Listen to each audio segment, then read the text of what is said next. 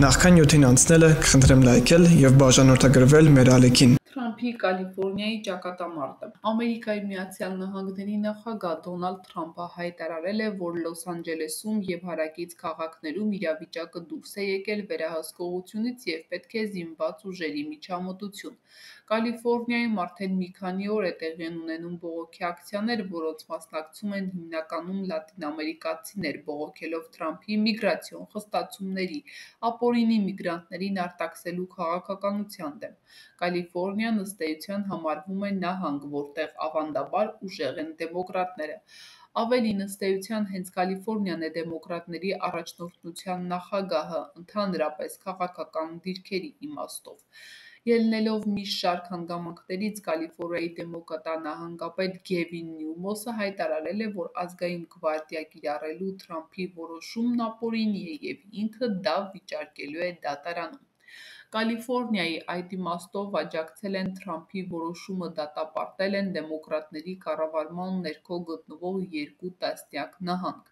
Իրավիճակը Կալիֆոռնիայում կարող է դառնալ ներամերիկյան քաղաքական զարգացումների նոր ալիքի տրիգեր։ Գուցե ուշադրությունից պետք չէ բաց թողնել այն, որ այդ բռնկումները տեղի են ունենում գաղափարի բարձրաձայնմանը զուգահեռ, որ հնչեցրեց միլիարդատեր Իլոն Մասկը ամերիկյան նոր կուսակցություն ստեղծելու անհրաժեշտության մասին հայտարարությամբ՝ զուգահեռ գժտվելով Դոնալդ Թրամփի հետ։ Եթե Թրամփը տանուլ տա Կալիֆոռնիայի ճակատամարտը, ապա դա կարող է հանգեցնել դեմոկրատների դիրքերի ուժեղացմանը, թե Կոնգրեսի միջանկյալ ընտրությանը և թե նաև ընդհանրապես նախագահի հաջորդ ընտրություններին ընդառաջ։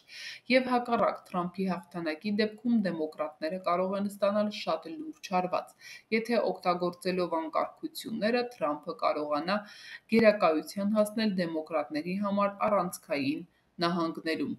Եթե Թրամփին հաջողվի փոխել Կալիֆոռնիայի տասնամյակների քաղաքական ստատուս քվոյի տրամաբանությունը, ապա դա անշուշտ կկարողանա կապիտալիզացնել համապետական մակարդակում։ Այդ պայքարին զուգահեռ թերևս երրորդ ուժի իր գաղափարը կփորձի առաջ մղել Մասկը։ Իհարկե, դժվար է ասել, թե ի տարբերություն նրա տնտեսատեխնոլոգիական գաղափարների շատ արդյունավետ առաջխաղացման, ինչպիսին կլինի նրա քաղաքական գաղափարների ընթացքը, բայց որ ժամանակի ընթացքում ամերիկյան հանրության մեջ աճելու է երրորդ ուժի պահանջը, թերևս անկասկած է։